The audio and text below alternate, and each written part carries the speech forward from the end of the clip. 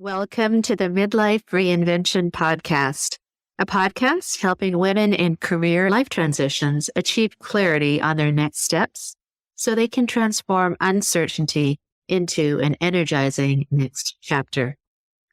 I'm your host, Kavitha Ahuja, and today you are in for a real treat as you will be amazed and inspired by a rather unbelievable story of resilience and power. My guest today is Kim Rahir.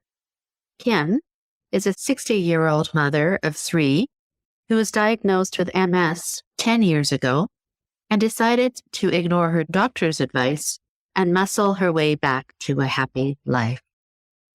Last year, Kim became the European champion in masters weightlifting in her age and weight category. Unbelievable. Her journey inspired her to leave her career in journalism in her 50s and become a health coach for middle-aged women with a big focus on reactivating and rebuilding muscle. Today, she helps women tap into an abundant source of vitality, and she helps them reactivate and maintain muscle and eat to nourish their re-energized body. So welcome to the show, Kim. It's such a pleasure to have you on. Thank you so much for having me, and thanks for the work that you do also to, help women reinvent themselves. It's amazing. Yeah. So thank you. Yeah, I think we're all trying our best to help people along on this journey called life, right? So that's why I really love to interview women who, like yourself, who have such an incredible story of resilience and reinvention. So I'd love to get right into it. So I alluded to it a little bit, but if you could just tell us the story of how you went from a journalist with a really busy life, 3 kids, and one day ending up in the hospital being diagnosed with MS. And tell us what happened that day and how did that experience kind of redefine, I'd say, your identity? Yeah, of course. It was really, just as I tell it, it was very sudden. I had some kind of viral infection, which felt like a normal cold or something. I was feeling better again. And I was picking up my kids from school, driving. And I realized that I was seeing double, which was like really scary. That's scary. Yeah. Yeah. Went to see a doctor right away that evening. They sent me to the hospital, tons of tests. I ended up spending 6 weeks in hospital. Wow. And over the course of the first 3 weeks, I was losing the use of my legs.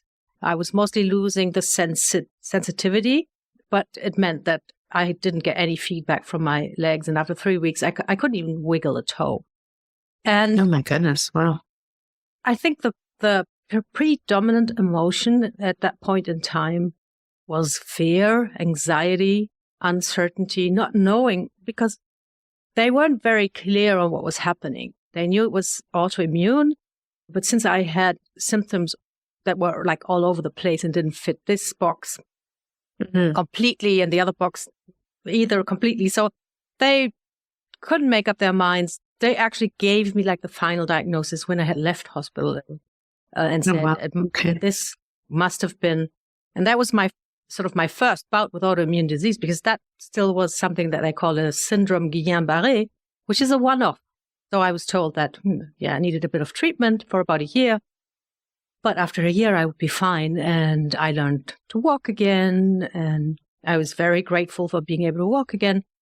And then a year later, when I thought I was cured and would never have to deal with this kind of experience again, I felt my left hand going numb. I knew that was not a good sign. More tests, and that time they said it was an attack of my immune system on the white matter in the nerve cells, and that if it happened again, this would be declared a case of MS. And I waited for a year hoping that it wouldn't come back.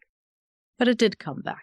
It was a very, very mild relapse, and I only noticed it because I was doing weird yoga pose on the bedroom floor. I had tingling in my spine. But back to the doctors, and then it was officially MS. And that was, after having been sort of cleared and then getting struck down again, it's devastating.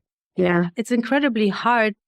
And it's interesting that the first time it was just fear, oh my God, what's happening? Then I sort of got out of that. I felt better, was grateful. It changed my life, my perspective, everything.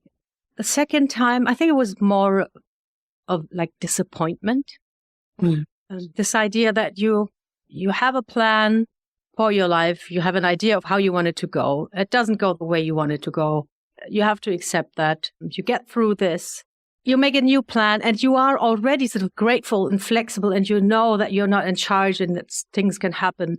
That new, flexible, more open and more forgiving plan gets sort of brushed off the table. Again, I was disappointed. And I was also scared, of course, because MS, you really don't know where it leads you. You could go blind. You could be paralyzed. Yes. Anything can happen. Right.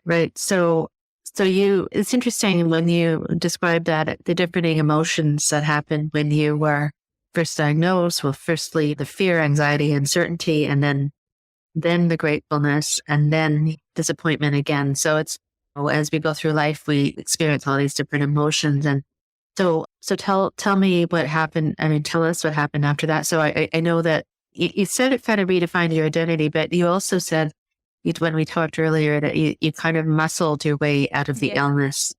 Firstly, how does even one, even after getting through it and then being diagnosed again and then having all those feelings, how does one even have the courage or the strength to muscle your way out of this illness? And tell me, what does that mean? It's a great question.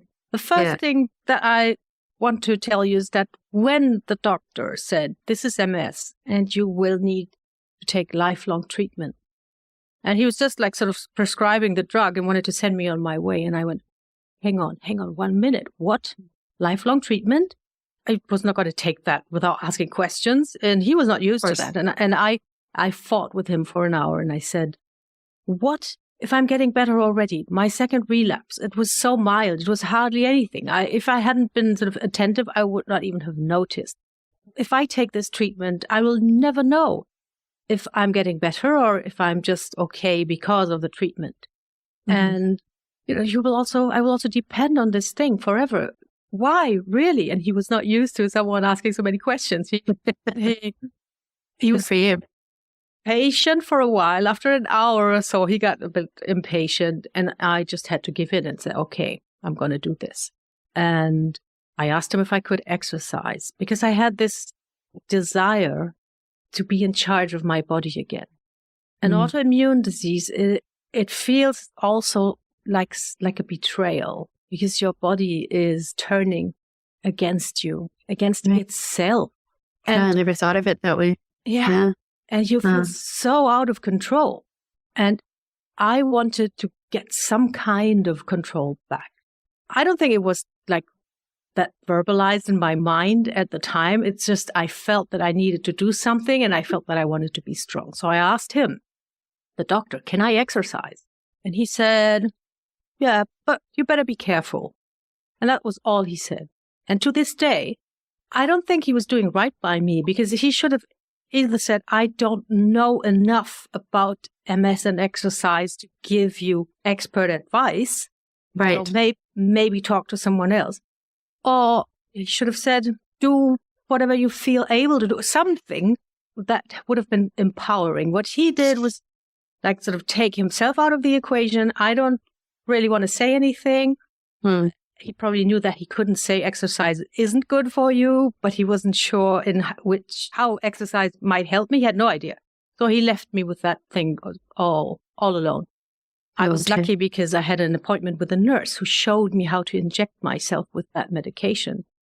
And she said, exercise is great. It makes your body fatigue resistant. So you train, body gets fatigued, and it comes back stronger. And she said, fatigue is a big problem with MS patients. So exercise is good. And that was my green light. And I got it from a nurse. From a nurse, yeah. Not from a doctor. Yes.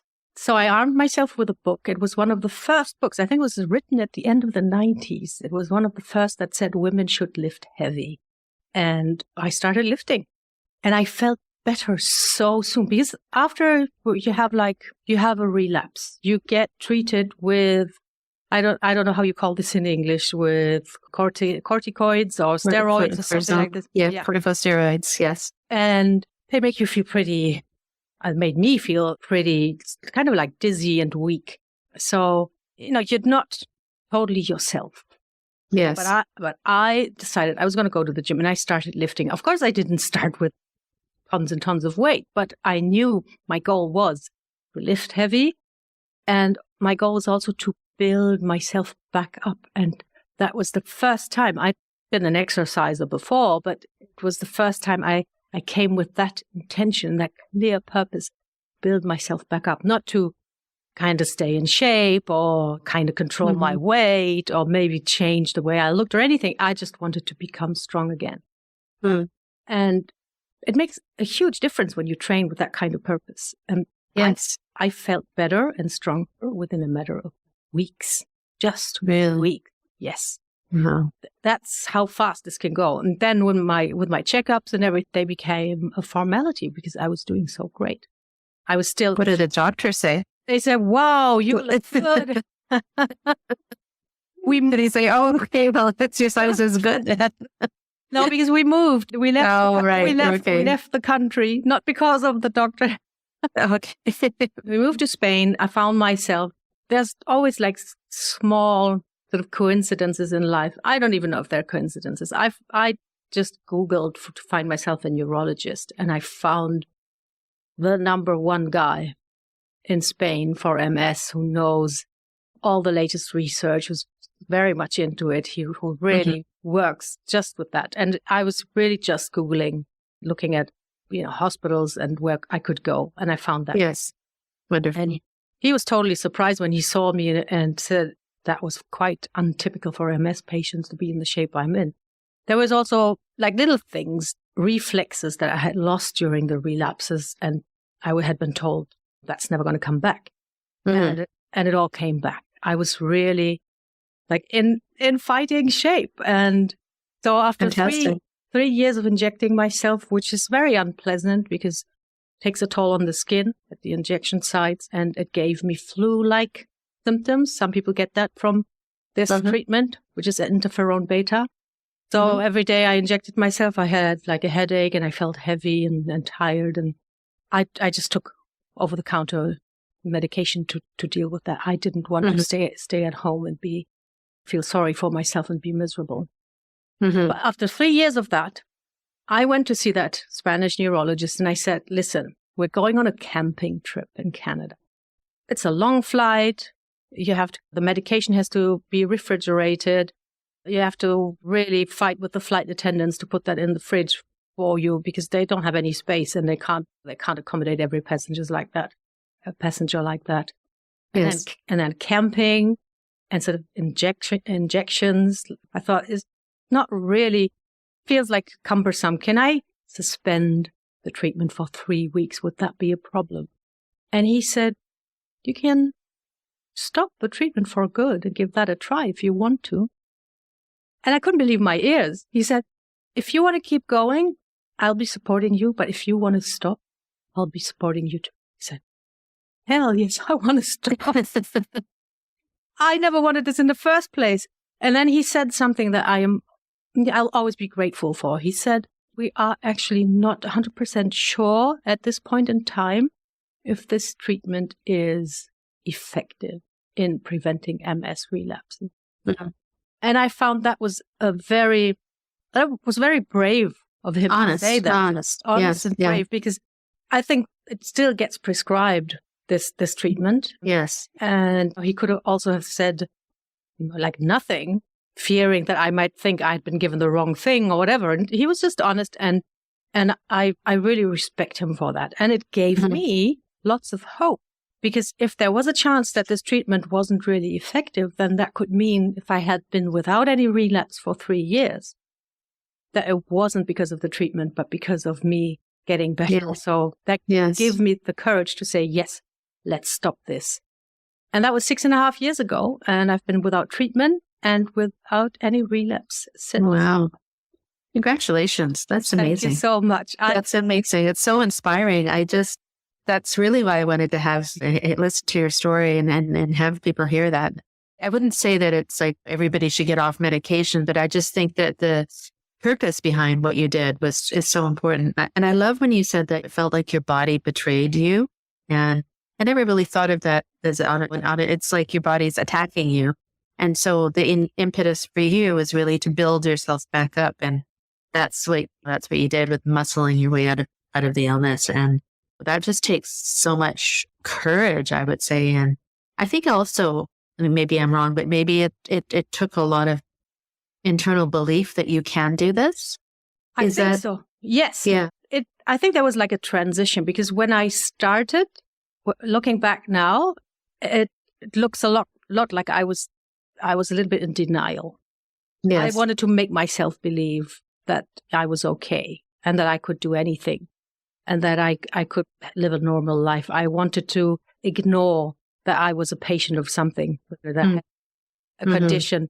I also, when we moved to Spain, I joined a gym and I kept training and everything. I told nobody that I had MS. I didn't want to wear that label. But over time, it's like making peace with your body, making peace with what's going on. I didn't have to deny that I had this disease, because I was more and more empowered to think that I could deal with it and that I could live with it and that I could actually be not 100% in control of my body, but that I could do things and that I could have an influence and have an impact with the things that I do. Yes. Yeah. I think it's really important what you said. I'm not claiming that you can heal MS or stop your medication by training, but I'm very confident that it's what got me out of that place. Absolutely. I also firmly believe in the power of the positive. When you're doing something positive, that's creating the positive energy in your body and in your mind, and that positive influence and mindset, that in itself, if that in itself will heal. Like, rather than sitting at home and worried about it and constantly thinking about it, that creates negative energy, right? So I really believe that that's part of my belief anyway. And I don't know what you think, but I also wanted to ask you, so after you're 6.5 years without treatment medication, so how did this experience lead to your desire to share this knowledge with other women? And what would you say, especially for women in midlife, like we are, how is muscle and creating strength in your body related to overall health, especially as women in midlife? How does that relate? Yeah, it's something that I think is so powerful, and that's made me reinvent myself and stop I gave up my journalism. I wanted to sort of share this message that you can get so much better. And just briefly, what you said about the mindset part of it, I think that might be the biggest factor actually in my comeback and in my healing. I think we're only learning now how everything is so intertwined, and what you do with your brain and with your mind has a direct effect on your body and the other way around. Yes. And I felt, because with what happened to me, I felt that I was onto something. And I had also changed as a person, because I have become much more understanding and forgiving. I was raised a little bit in this spirit, as what doesn't kill us will make us stronger. And so people were complaining about stuff. I treated myself that way too. It was like, come on, suck it up and pull yourself together. Right. And because I had been in that situation where I was really just, when I was in hospital, I was just a pile of misery. So I know now how it feels when you think that it feels like all is lost, or you will never be able to do certain things again. You will never be able to enjoy stuff again. You will never be yourself again. I know how that feels. And I know that there is a way out that you can try. And I think it will work for almost anyone. Getting physically strong will change so many things about your body. And science has caught up with that in a big way. We know so much now about muscle. First of all, of course, it's very important for functional independence. For people think, when they hear muscle, they think maybe Schwarzenegger or bulging biceps or something. I think getting out of a chair without pushing with your arms. I think opening a pickle jar. I think rolling on the floor with your grandkids or something like that. This is what you need muscle for. Yeah. And if you do not conserve your muscle mass, because we lose muscle, especially as women, from our 30s onwards, we lose I think something like 8% every decade, which is, it's enormous. So we need to conserve that to stay functionally independent. It's also crucial for metabolic health because muscle helps your body manage blood sugar. And I speak to a lot of women in midlife who have had like this first warning shot across the bow where it says, the doctor says you're pre-diabetic, you're insulin resistant. And it feels like, oh my God, this comes from out of the blue. This thing drops on me. What can I do? Build muscle. If you start training, building muscle, your pre-diabetes and insulin resistant will be managed like really easily. We also know that muscle is great for cardiovascular health, which is absolutely amazing. Yes. Because if I'm not totally mistaken, and I don't think I am, I think that's the number one killer of women at this point in time. Oh, yes, it is. Yes. Yes. Heart attacks and strokes. Yes. Yes. Yes. So muscle it's interesting with that too. Yeah. Yes. Yeah. I completely, it's funny because my son is like, he's very much into, not bodybuilding, he's very strong. And he tells me, he says, Mom, you have to lift weights and push yourself to lift heavier. And when I do that, just like you described, it just feels, initially it hurts. It's like a sore, but then that soreness you just feel stronger. And I really believe that that structural and functional independence is so important, as well as mobility to do everyday things. It's not, like you said, it's not necessarily you're going to be, like Schwarzenegger. You're going to be just toned and feel better. And yes, like you said, it does help with regulating your insulin levels and all of that. So I think it's a really important message that I don't think a lot of women actually understand the importance of it, but even menopause symptoms, right? I mean, those symptoms that we go through, it's the lethargy, the tiredness, all of that, the mood swings, all of that can help.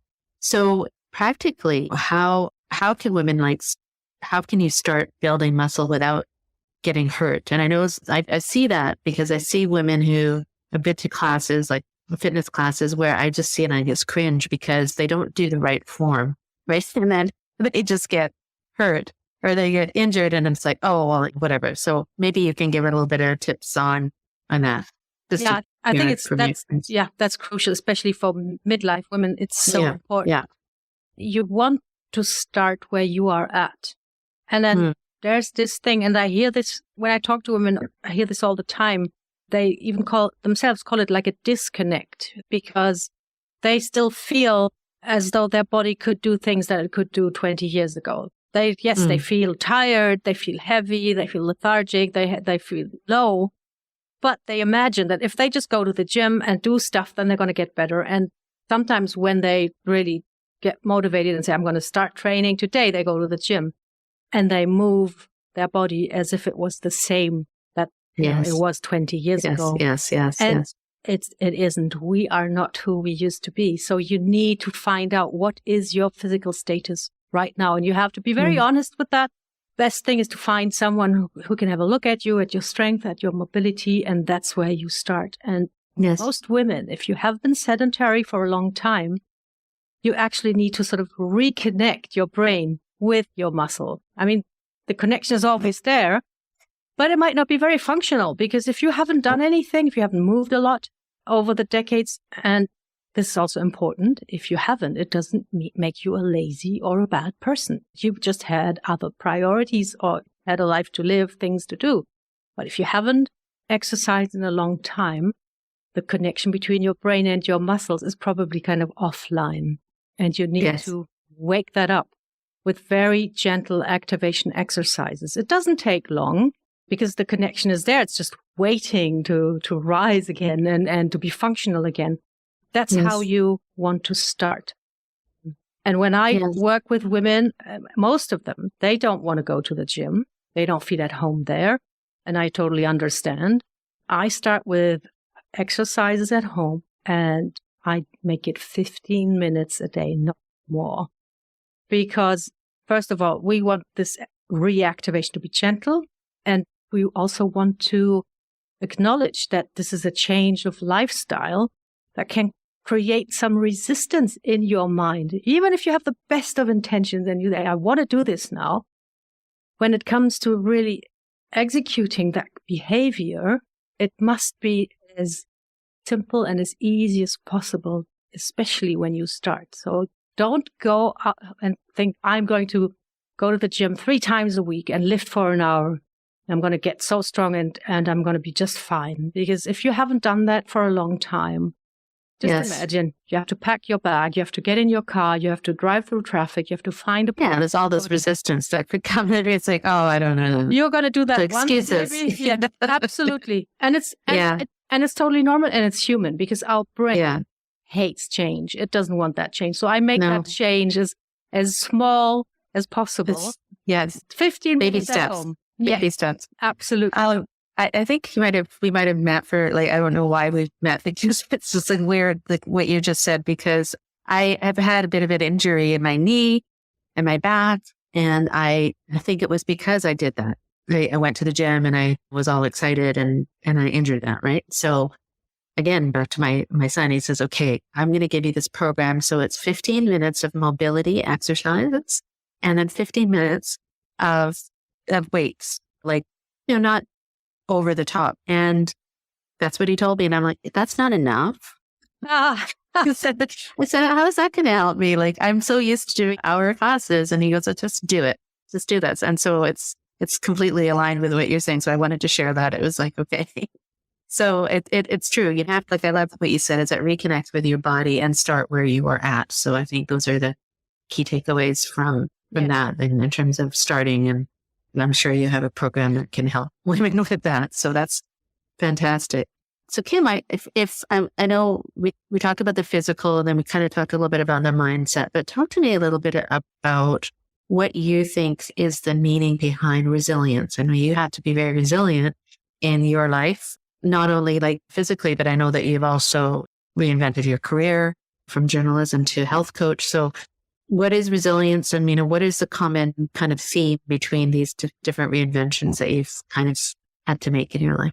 Yeah, I have a little bit outside the box idea of this because we tend to think that these qualities like resilience or willpower or discipline are like character traits, like part of our personality. And we think, and I hear this, I just have no discipline. I'm not resilient enough. and it's something that sort of is stuck to your soul, to your character. Identity. Yeah. And there's nothing that you can do about it. I think resilience is more like a safety net, actually. I came up with this image, but when I talk to so many women, I'm not exaggerating, who tell me this. A few years ago, I worked with a personal trainer. I saw them 3 times a week. I was in the best shape of my life. I was eating right. I was losing weight. I felt super fit. I felt fantastic. And then they moved away, or maybe then they stopped working, or then they couldn't work with me anymore, and it all fell apart.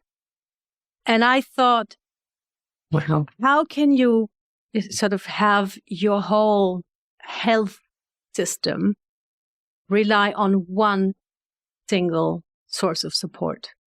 Yes. You can't be resilient. If that breaks away, you're in free fall. There's no way you're going to get back up. So I think resilience is a safety net that you knit for yourself, where you have various points of support. And then when one breaks away, you still have all the other knots that will help you sort of bounce back, and you will stand up again and keep going.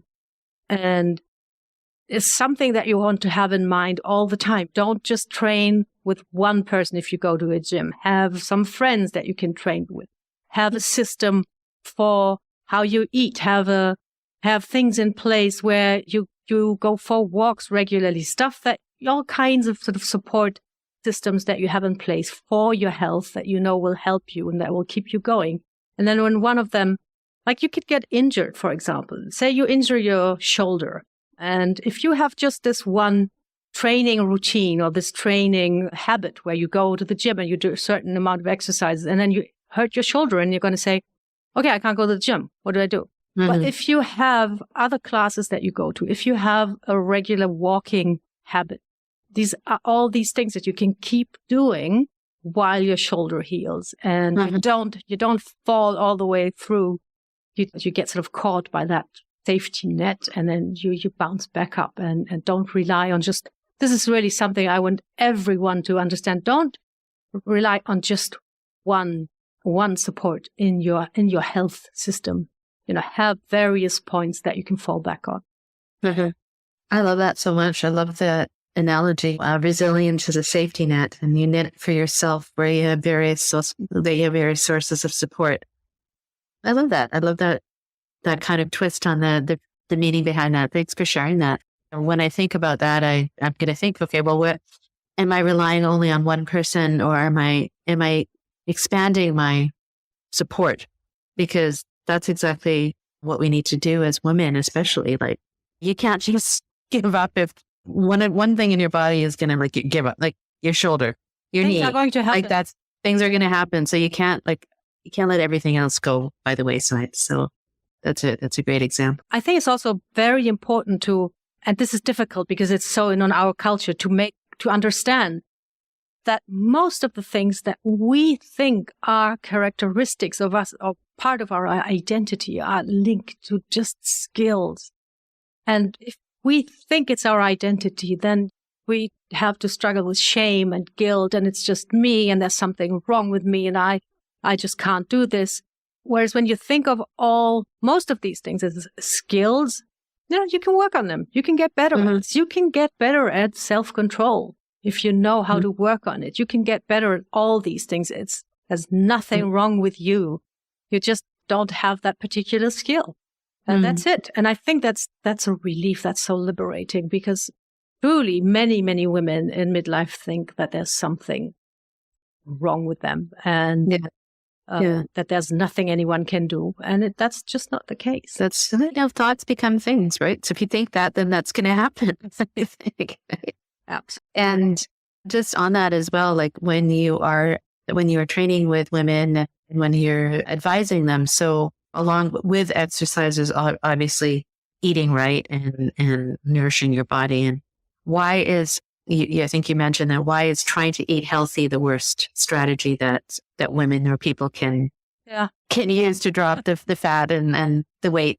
Yeah, this is one, it's a bit of a provocative statement, but I really stand by it, because it's also if I had a penny for every time I heard this sentence, I'm just trying to eat healthy, I might even be in the Bahamas or not. I don't know. I've heard it many, many times.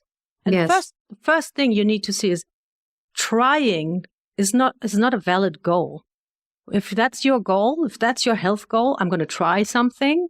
That's just dreaming, and it's never going to happen. You need to do something, and you can make it super small, as we said. But instead of saying, I'm trying to eat healthy, you can say, I am going to eat 3 varieties of vegetables every single day. That's a goal. That's reasonable and that's doable. I'm trying is like you declare defeat in advance, because I'm sort of trying, but I don't know, what am I going to do? And then eat healthy. It's just too vague. It's so vague. What does that mean? It doesn't mean anything. And I think, because it could mean, it depends. If you have IBS or if you have celiac disease or whatever, healthy means one thing for one person and another thing for another person. There's no healthy eating system that works for everyone. And also in midlife, as I said, we are not who we used to be. If we want to get lean and strong, we have to be specific as possible. Anything vague will not get us where we want to be. And that's also why so many women struggle, because they're sort of trying to do the right thing. They're not laser focused on what they actually need to do to get certain specific results. So you want to be very clear on your goal, and then you want to do what it takes to get there. What is the most effective, the most bang for your buck approach to get to that goal? Yes.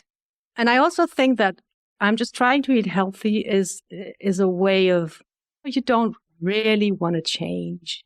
And it's okay. Change is scary. Our brain hates change.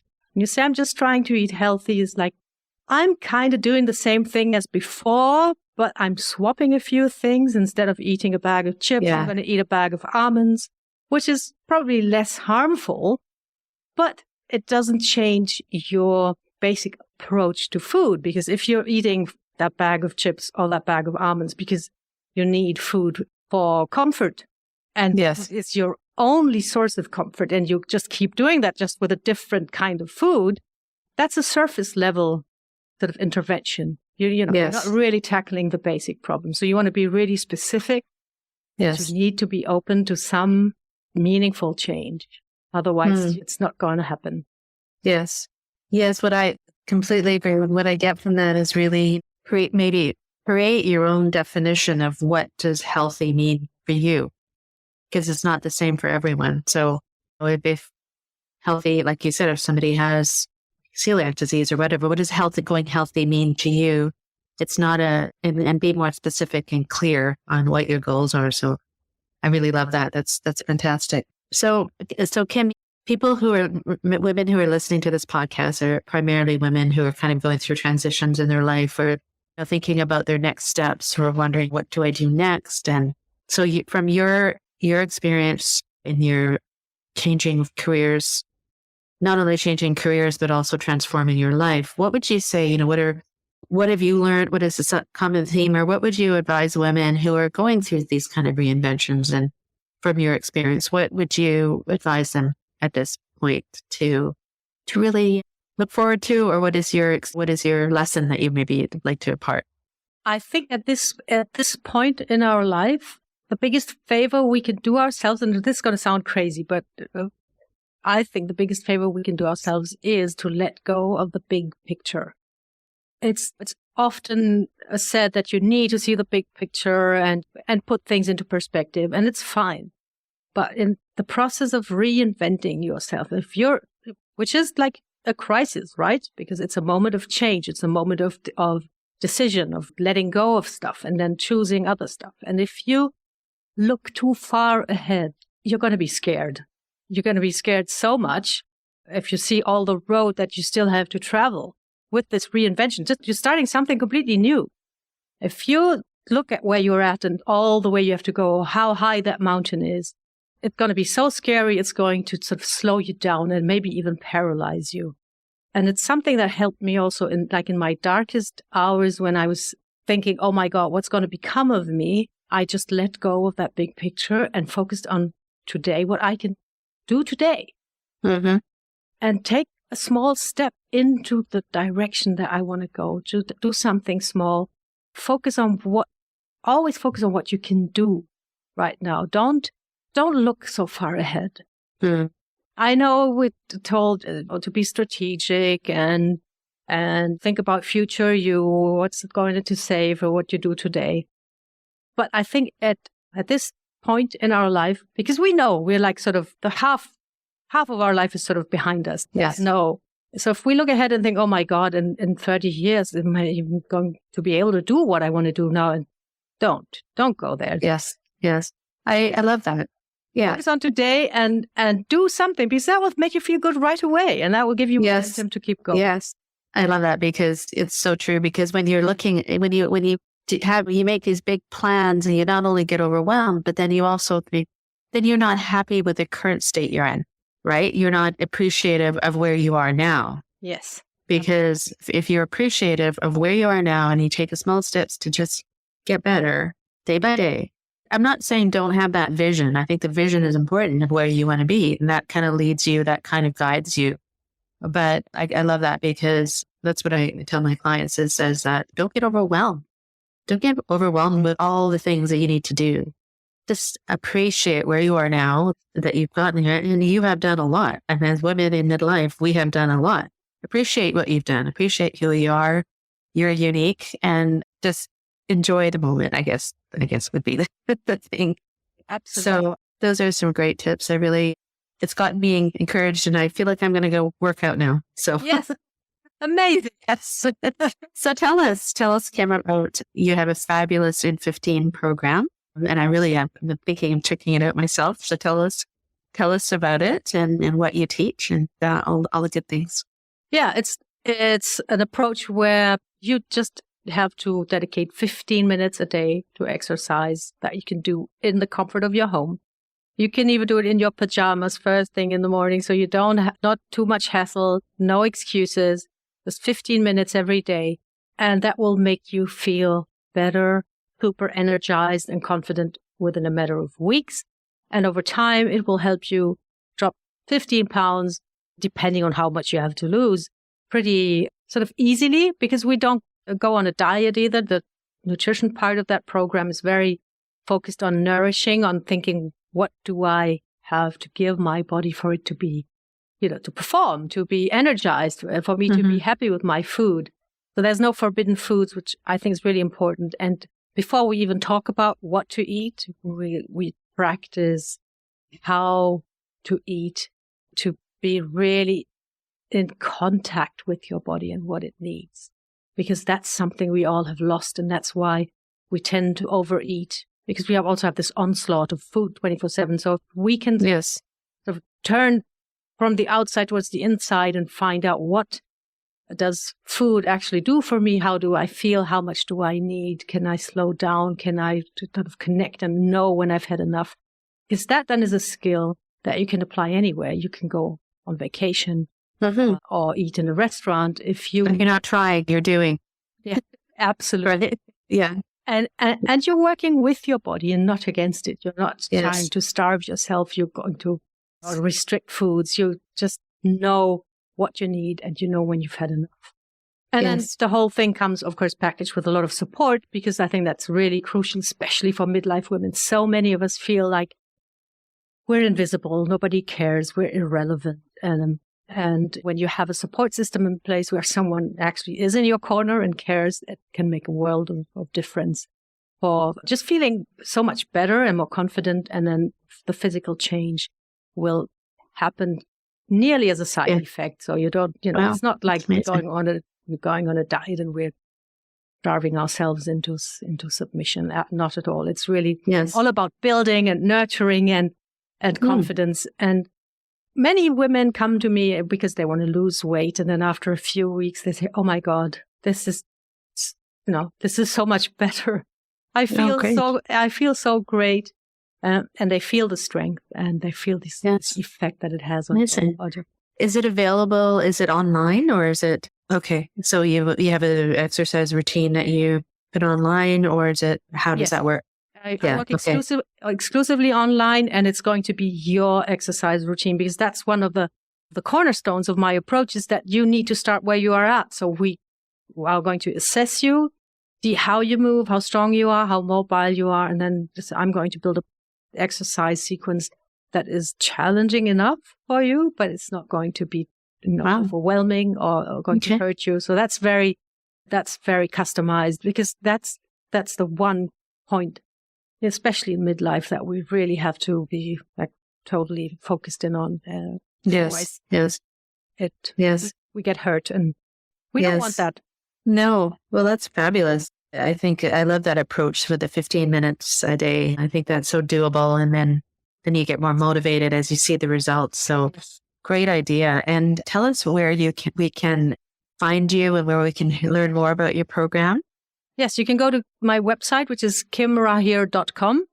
And on there's a free assessment that you can actually take to find out where how your physical status is. And it's not only physical, it's quite holistic, because the body is a whole. We live in an environment, so it's an assessment where you can sort of check out what your overall situation is when it comes to your health and your fitness, so you know what could be your next steps, because you find out exactly where you are. That's on my website.